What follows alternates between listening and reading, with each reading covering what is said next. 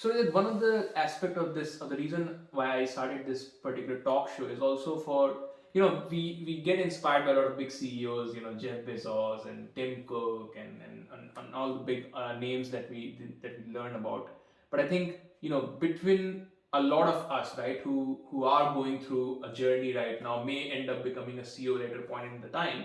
I think there's a lot of inspiration to take out of this story as well. And you yourself, once you joined a company 5 years back, right, you have seen a good growth within the organization. So as part of the talk show that I just talked about, um, today we have Rajat Arora with us. और रजत मेरे साथ ही MBA किया है UK में from Manchester Business School, and we decided कि let's sit together and talk about his journey, and his journey which is unique to him. And the idea is basically the same, with his journey, if you can get some inspiration, some learnings, uh, this will be a successful talk. So let's get started directly. So Rajat, look, जैसा मैंने आपसे, as we said before this interview, कि this talk is mostly targeted towards people who are still currently thinking about what's next in their career journey, or even in their education journey, right? So let's start from your background. What have you done? What have you studied? So I did my engineering from India in Delhi, from Bharatiya Vidyapeeth College of Engineering in 2008.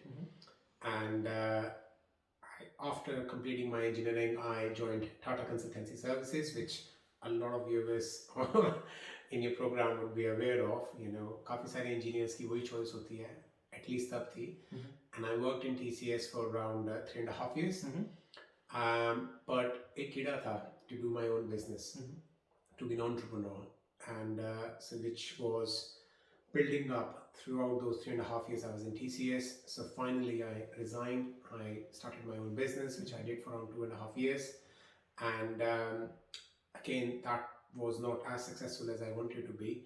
So us samay I had few options. Either I go back into consulting, or I find another job, or I do an MBA. So I decided to do an MBA at that time in 2014 to get some international experience, and also take maybe 18 months out to reflect where I want to actually go next, having done a couple of other things in the past. So through a lot of iterations, I finally decided to do my MBA at Manchester Business School, and uske baad, completely ended up in a very different field, which I'm sure we'll come on to. Yeah. I think I'll take a step back, right? So you talked about being an entrepreneur, कीड़ा की अपना कुछ business start करें, or you talked about this businesses starting. But I'm sure it was not as simple as just you decided one day that I will start this business. You must have tried a few different things and failed in doing so, and then eventually did something that you spent around 2 years. So can you talk about those days and those, maybe nights when you were reflecting and working through business ideas and things like that? What were those nights like? What were you going through in your mind? And we're talking about mostly mental status of you at that point in time. Definitely, it was quite challenging. So in TCS, I was in Mumbai for a couple of years. Then I went to US, and then came back. I was working in Delhi. I would say every single day of TCS, in the evenings and over the weekends, I was thinking about the business. What I really want to do in business. Yeah. And this was 2008 and 2009. I'm not the most tech-savvy person in the world, so my business ideas were not necessarily Facebook-like. Yeah, they were not techie ideas. They were not ideas that most of us associate entrepreneurship with these days. So I come from a business family. I tried, joining my business family. Did not like it for a number of reasons, because I thought it's not scalable enough. I decided to get into education sector. I decided to get into real estate sector. I decided to get into furnishing. So many different ideas explored. And after, I would say, more than 4 or 5 years of brainstorming and prototyping, testing things out, finally in 2011, end of 2011, I kind of mustered the courage to resign and go for it. But वो 3-4 साल काफी ज़्यादा stressful थे. It was quite anxiety filled, because I wasn't really sure whether it's going to work or not. And I'll be honest with you, for almost 18 months, I had my resignation email in the drafts on Outlook. which Yeah. I never sent. Eventually, जब send किया, it felt really good. So I think one thing that is coming out of this particular conversation is that long time period of 4 5 years of uncertainty, that what you are actually trying to do, that you are not really certain, and there must have been nights where it would have gone sleepless, so I think the learning from what I'm understanding from this is that it's not easy, it's not simple. You have to go through struggles, iterations, failures, and then eventually you might end up doing something that might even not work out, right? Yeah, yeah. And I think the biggest problem of that uncertainty is, sometimes in your early 20s, especially, you think everybody is going through certainty except you. Yeah, that's very true. And that is a problem, Yeah. because I was going through uncertainty. I thought I'll never be settled until 30, 35. And in my head, I thought everyone around me is getting into great jobs, getting Yeah. into good business, or doing MBA, and then getting into really impressive jobs after MBA. So all of those things were happening around me. So I was building pressure in my own head that I have to do things right, but I have to do it quickly. Sure. And I think that added pressure that you put on yourself is the worst thing. It's Perfect. basically your enemy. Yeah, no, that's good. That's good suggestion for all of the audience watching this. Cool. So then you started this business. How long did you say the business ran for? 2.5 years. Was there something during running that business that made you think about doing an MBA, or was MBA always in the plan? No, MBA was never in the plan. So I was one of those people who never really thought about doing an MBA in my engineering days. And just because I did not know much about MBA, I thought you don't need MBA to run a business. Because I come from a business family. I don't know, it never really occurred to me that way. Yeah. I think when I started my own business, and that's when I realized that when you have to scale the business up to a certain level, you need to build teams. You need to scale up ideas. You need to bring fresh people in. You need to change your operating model and all that. And that's what you are taught in MBA, all those things which you don't really pick up in your engineering. And you can learn by yourself as well through experience, but it's going to take 5 years, 4 years, 10 years. Sure. And because my business was not scaling up as quickly as I wanted, anyway I was coming out of it. Yeah. So I had the option and opportunity to take some time off and reflect on it, and MBA is a perfect time for that. Sure. No, good.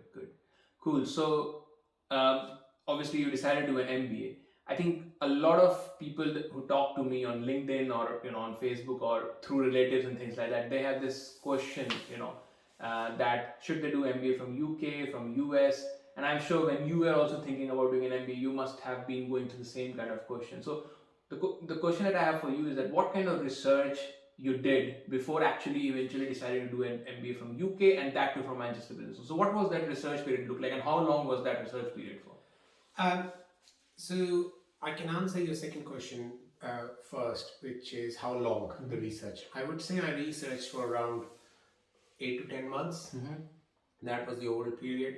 And there are a number of factors when you're researching for an MBA. So, and the single biggest factor is, what do you want to do after your MBA or 5 years down the line? Yeah. So for me, I was actually looking for some international exposure. I did not necessarily wanted to settle abroad in another country, but I wanted to gain some experience outside of India. So that was one of the driving factor. The other thing was, because I was already 27, 28 by that time, majority of the MBA courses in India were not suitable for me, because they take people very early on, straight after graduation. Average age of a class is 23, 24, and so that was a challenge I faced. Of course, there are some interesting, really good opportunities like 1-year program in IIMs or ISP. But again, I tried more for outside because of international exposure. And I think because I was married, another criteria for me was my wife should be able to work in that country. So for that reason, I ruled out US because that's not an opportunity there. And so I narrowed down my search to UK, Canada, Singapore. So those are the 3 countries, because I also wanted to move to a country which is English speaking. I did not want to pick up a new language. And so yeah, I applied in a few schools in the UK, and I applied one school in Singapore, and eventually landed up in MBS, which I'm not regretting at all. I think it was a fantastic decision, one of the best decisions of my life. Definitely. I think one of the things that you just mentioned around being very sure about why you want to do an MBA, right? A lot of youngsters that I talk to, and when I ask them this question, why actually you want to do MBA, they don't have any answer.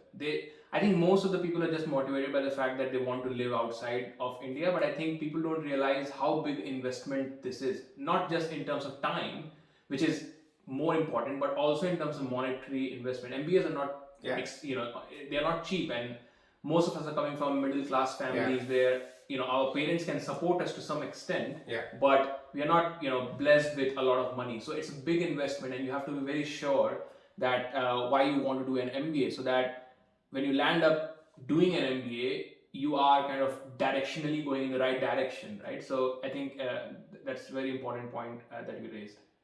So before you came to an MBA, you must have gone through some interview process and all those things. What did that look like? Pretty standard for all the good reputation. And before you answer that question, I have one more question that I want to add there is, did you apply just to Manchester Business School, or you applied to a few other MBAs and you didn't get through? Because that's also important to talk about. No, absolutely. So no, I applied to Oxford as well, inside business school in the UK. I applied to Manchester Business School, and I applied to NUS in Singapore. So those are the three universities I applied to. That's it. Only three. And I got through MBS. I did not get through Oxford, which I can explain in a bit more detail, because I got some fantastic feedback from Oxford. That's good. Why they did not take me. Cool. And the reason I asked the second question is because a lot of people get demotivated when they get rejections, and we will go to the rejections part of our journey as well a bit later. So let's talk about Manchester Business School, right? What was the interview process like? So it was pretty standard for most of the B schools. You give your GMAT, you put in your application. An application is really important, because this is your opportunity to showcase who you are, why you are interested in doing an MBA, what do you want to actually gain from the MBA, and then how you're going to apply all those in your future. And that was a new process for me. I had never done that in the past, so that was a good process to reflect on your own journey. I genuinely enjoyed that process. So submitted the application, was invited for the first interview, and it was obviously a virtual interview back in 2013, I think. And again, they ask you a lot of questions, but essentially what they're trying to test is, are you the right fit? And I think a lot of people don't understand that the fit needs to be from both sides. It's not just about you being the right candidate for the school, it's about the school being the right school for you as well. And they usually test both things in the interview. So for example, I told you that I was rejected from Oxford. And Oxford has got a 1-year program, which practically is 11-month long program. And in my interview process, I did get an interview from Oxford as well. They asked me what I want to do after the MBA, and I said, I don't know. I was very honest about it. I said, I want to figure it out. I want to explore a couple of more industries and then make a move. And they rejected me, but they gave me a really good feedback in that interview itself. They said, Rajat, you know what? 11 months will disappear like this. It will go past very quickly. You won't get the time to reflect and try different options. So Oxford B School is fantastic if you are clear in your head what do you want to do afterwards. It's not so good for candidates who are unsure. So you'll find a lot of consultants and finance people in Oxford, because they know the direction they're going to take a post MBA. So the guy who was interviewing me in Oxford actually recommended that I should go for a slightly longer duration MBA, 18 months, 24 months with internships, so that I get some headspace to try things out. And which MBS provides. MBS provides 18-month long program with an internship opportunity, which I thought was perfect for me, because that's exactly what I ended up doing. I did my internship in healthcare, and now I work in healthcare after No, MBA. that's good. I think one of the, again, the point that you raised around people don't realize how quickly these 18 months or 11 months goes by, right? So MBA is not, a 4-year course where you are, enjoying your life Yeah. and going through a phase of growth and all those things. MBA is a professional course, you have to be very certain about what you want to do out, after your MBA. Okay, now that you're part of the Manchester Business School, um, can you talk about maybe your top 3 biggest learnings out of the Manchester Business School journey? Okay, that's a really good question. The first learning which every person will pick up, and I can bet on this, is how important networking is. And you'll hear this word networking a lot if you decide to do MBA outside of India, be it UK or anywhere else, because you are 28, 29, 30-year old, you're doing an MBA, you're competing with lots of people out there. So the best chance of getting a job in this kind of a market is speaking to people, really building strong networks, which obviously we are not, or we were not used to at the time. So that was a big learning, and we all, I think, went through a very steep learning curve. So that was one thing. The second thing, which was a big learning, was prioritization. You said earlier how busy and how quick MBA is. Yeah. It's like 10 years worth of studies squeezed together into a 16 to 18 month long program. Yeah. So it feels very fast paced. It feels a lot of information thrown at you. And if you try to deep dive and nail everything down, I think you're going to fail. So you need to really prioritize. So that was the second big learning for me. And the third learning, which I think I had, like, I picked up this learning after a few years of finishing my MBA. It did not happen during MBA. Is having an open mind during your MBA. As I said, it's a very fast paced, stressful environment. Yeah. It's like being in a pressure cooker all the time. And if I were to tell myself, like, from future, one thing I would do differently is just relax. Yeah. Give yourself some time to breathe, relax, Yeah. and take it easy, because there are ample opportunities out there. Sure. Don't put yourself under a lot of pressure. So those are the 3 things I would say I learned the most. Yeah.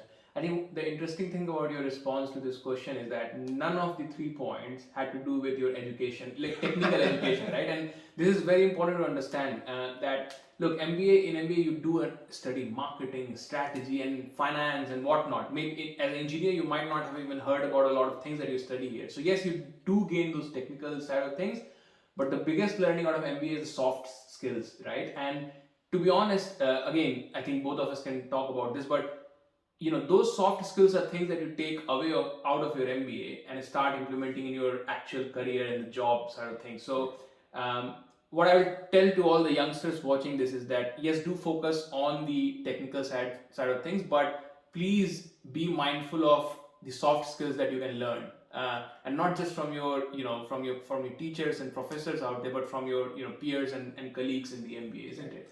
And I think that's a really good point, because the thing is, the technical side of MBA, the courses you do, you can do it online. You can do from your home, from online, and you will understand and learn exactly the same kind of marketing that we learned in MBA. Yeah. The only difference is the soft skills, the leadership skills you pick up by being surrounded with some really exceptional people. Yeah. The prioritization skills I talked about. So those skills are invaluable. And these are the skills that matter the most in your career. Yeah. Because the technical skills you can pick up on the job as well. Yeah. Let's talk about some tough times during the MBA. What were the toughest moments in those 18 months? Lots and lots of toughest moments.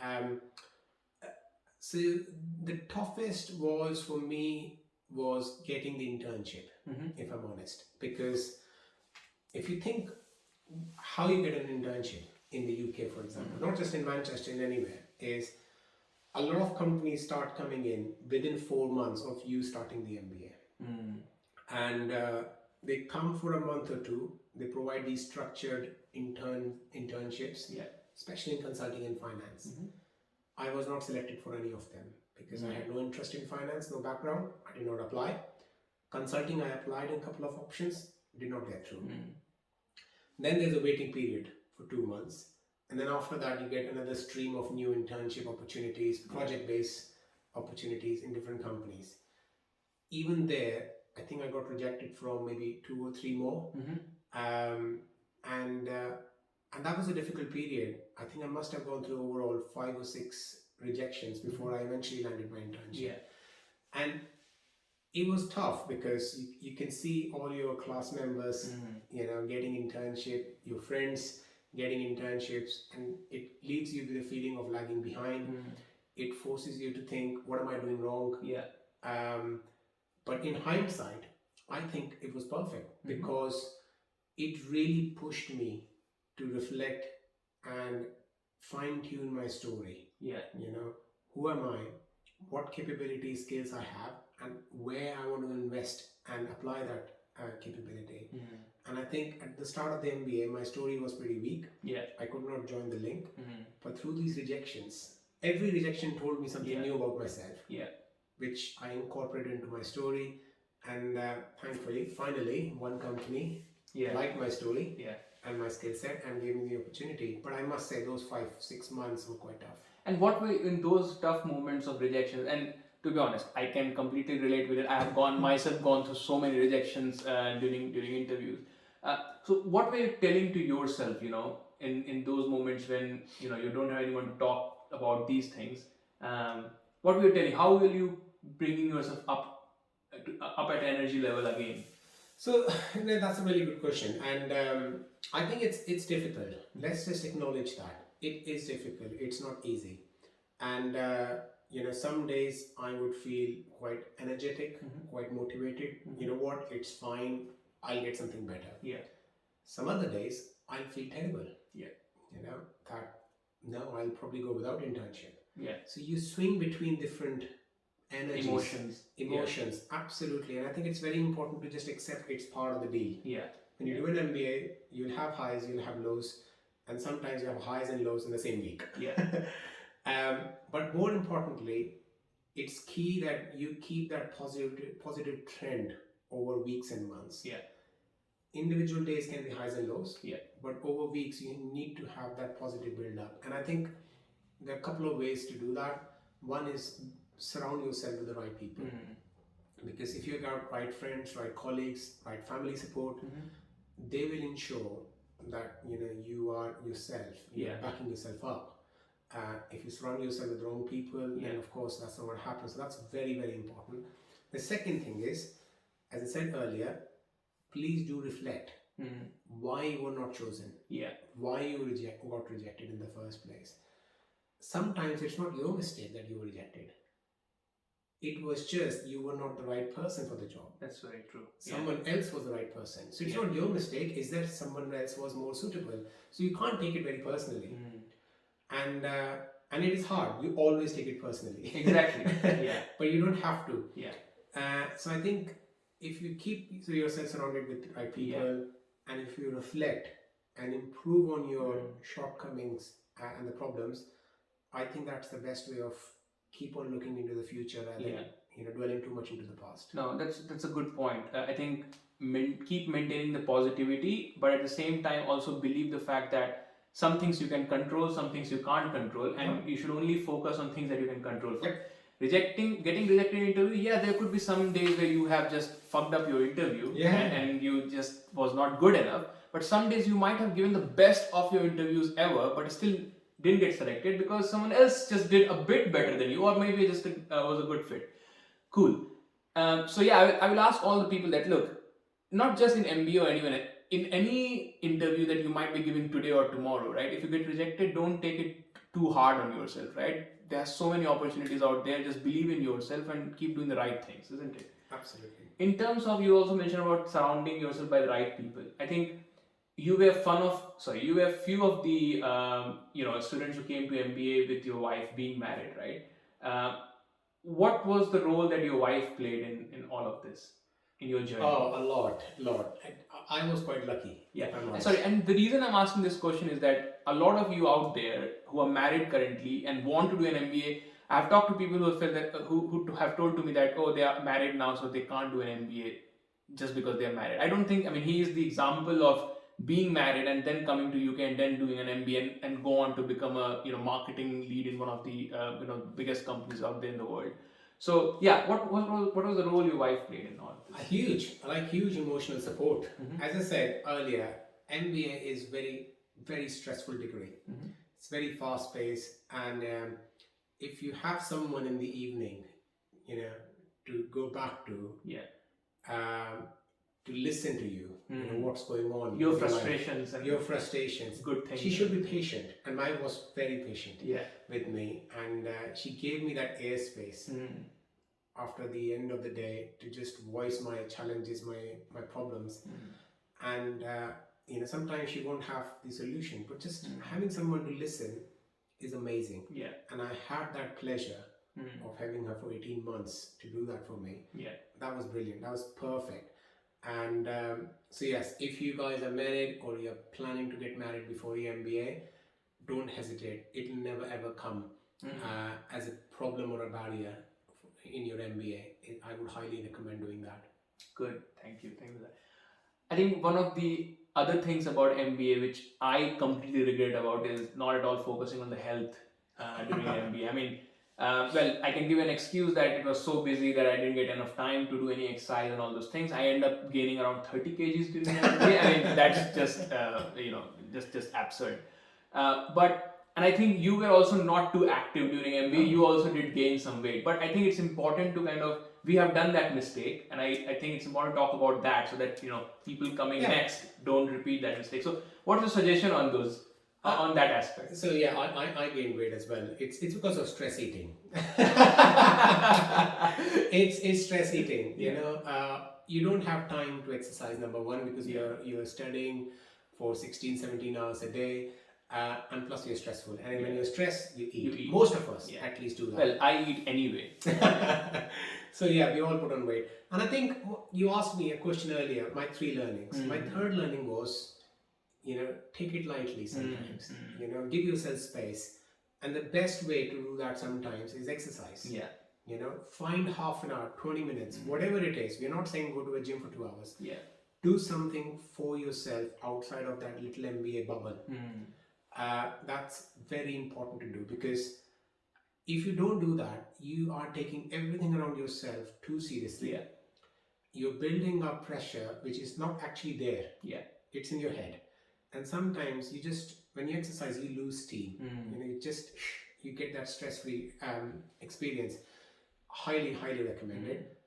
Even though I must mention it is going to be challenging because time is quite precious, but we had those people in our batch who prioritize exercising. Exactly. They were going for running, swimming, and all that. It can be done. Yeah.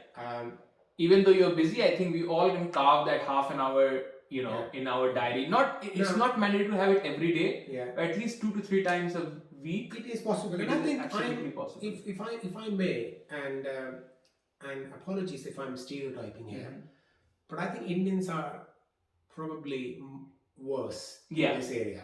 In fact, I remember the very first week of our MBA, one of the professors said, and I think he put a bet that everyone will gain weight, but Indians will just, on the bell curve, we will be at the tail of the right end, and that was the reality. That was his experience. Yeah, and that's the thing. I think Indians are definitely worse when it comes to prioritizing between education and extracurricular health, whatever you want to call it.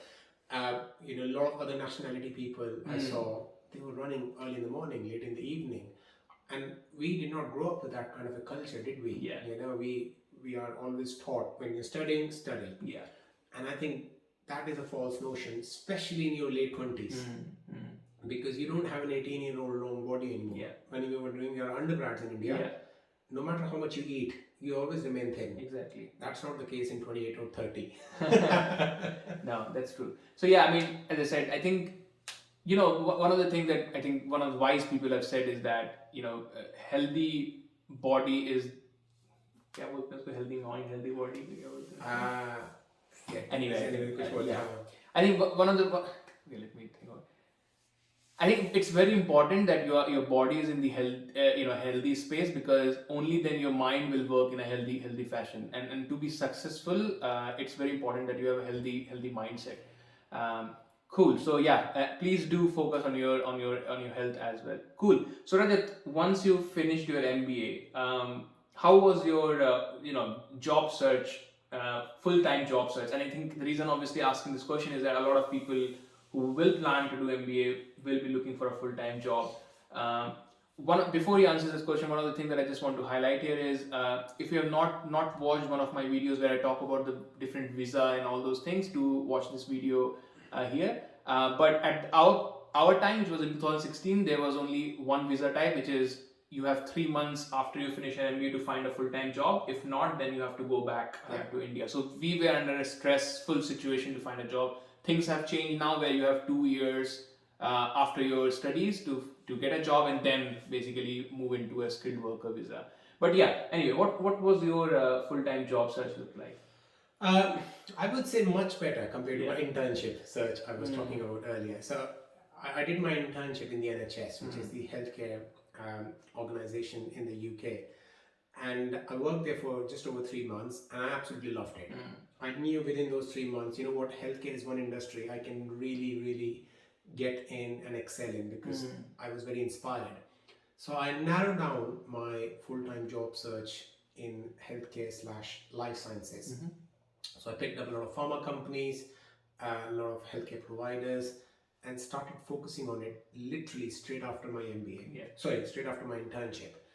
And fortunately for me, one opportunity came up within 2 or 3 months of finishing my internship in Pfizer, and they were looking for a consultant to work with the NHS, with whom I had done my internship, with an MBA as a preference, and someone who has not necessarily worked in pharma, because they were looking to bring some fresh perspectives. And I read that job description, I thought, that's my name written all over it. Yeah. I thought, I have got some serious chance there. So I applied, I got invited to an assessment center. I must have not slept for 4 nights to prepare for that interview, and worked really hard on my story, my answers, and researching about the company. Yeah. I in fact spoke to one of the hiring manager, and on the back of that conversation I sent a slide deck in advance about how I think they should be running their department. And finally the assessment center came, and full one day, lots of interviews, case studies and all that. And within 2 days I got the job. So I was actually one of the lucky ones in the MBA who so had the job offer almost 4 months before finishing my MBA. So while my internship journey was quite stressful, my full time wasn't that bad. So I think, and one of the things that I want to highlight here is, again, a lot of questions comes to me from Indian students is that, is it difficult for Indians to find a job in UK? Now look, you can look at stats and all those things, but I don't want to go into stats here, right? What was your experience? Did you feel like your nationality was at all in question? No. That did it matter at all? I don't think so. I don't think so, because I mean, never ever I thought I'm being rejected just because I'm Indian or I come from a specific background. No, it all comes down to what experience you have, but more importantly, how you are communicating that experience. Your story and your story, exactly. And you must have picked up this learning as well. For example, again, this is a very Indian thing. When we are in India, when we are telling or interviewing, it's a very formal process. You are asked a question and we give a reply. What I learned about UK, and especially what I learned about applying for slightly senior roles in UK after MBA, they're not interested in in prepared answers. They want to know you, who you are as a person, and that story and communicating in the right style takes effort. So that's why it's so important to invest in those soft skills, because you might be the right person for the job from a skill set point of view, but if you're not able to convince the panel on the day, if you don't come across as a person they would like to work with, you're not going to get the job. True, very true, very true. I think so. I think I also want to just make it clear that your nationality really doesn't matter at all. People are looking for skill sets. People are looking for someone who can solve a business problem, and that's why they are going to employ you or someone else. So nationality doesn't play a role at all. And one of the things that I want to talk about in that growth, I will come to your growth journey itself, but this question of racism, right? It keeps coming up a lot of time. Not, I'm not talking about the news and all those things. People who talk to me, right, ask about do you face racism at all in UK? You have grown so much, from joining as a consultant to being a marketing director in Pfizer. Have you seen racism? Did it at all, bothered you? The simple answer is no. Yeah. Never. I think we are quite lucky in the UK Mhm. that the culture here, Mhm. people overall are quite receptive Mhm. of people coming from outside. Yeah. They are quite appreciative of the skills you bring, the different perspectives and experiences you bring. So on a day-to-day basis, in a corporate world, if you're working in a good company, I think you're unlikely to face any sort of racism. Of course, in UK in general, in certain pockets, in certain corners, racism is there. Nobody can deny that. But that exists everywhere. That exists in India, that exists in US, everywhere, all over the world. But I never felt, even for a second, that I have been neglected or I have been ignored just because of my nationality or from my ethnicity. I never faced that. I'll just say one more thing because it is important. It is a two-way street sometimes. You because you need to be equally receptive. Yeah. If you are expecting the people from the UK to accept you with open arms, you need to share the same love. Exactly. And if you're not doing that, and if you're not receiving that back, then you're not in the place to complain. And that is very important because I have seen a lot of people coming from outside the UK who are constantly not opening up or reaching out to the local people and at the same time complaining that they are facing racism. I don't think so that's justified either. Cool. Yeah, I completely agree. Look, racism do exist, but I don't think, at least in my journey or your experience, we have never faced anything like that. We have seen growth in our careers within a British organization or an international organization. So, but I would also like to say that as a professional and the leaders in our businesses, it's our responsibility that if we see an instance of racism happening, we should challenge that and then try to solve that. Definitely. Cool. As I said, right? So people will get inspired with your growth within the organization. What has been your growth story once you joined as a consultant to being a marketing director in Pfizer? I joined in a role that was offered to me, right? As I said, as a consultant in Pfizer, which is a pharmaceutical company. That was my starting point.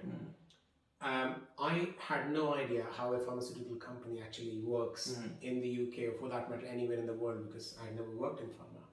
So first 6 months were predominantly about delivering on my role, but at the same time researching extensively about how Pfizer and pharmaceutical industry works in the UK and what's the trend, how it's evolving, how it's changing. And I spend a lot of time speaking to people in the company, outside the company, just to develop that perspective and appreciation of the industry at large. And that benefited me a lot. So within 6 months or so, 9 months, I was very clear in my head where I want to go next. My long-term goal has been very clear that I want to get into a senior leadership position in a pharma company in 5 to 10 years. That was the ambition back then. And one of the key roles I had identified for myself, which I thought will help me get there, was marketing. Because marketing is one role where you get to apply a lot of strategic skills, which I was desperate to use. And it also is a position of leadership from a cross-functional perspective. You're working with a lot of different functions in the organization, and you're almost like coordinating the effort to make the brand successful. So I found that role very inspiring, and I thought I have the right skill set to do that role.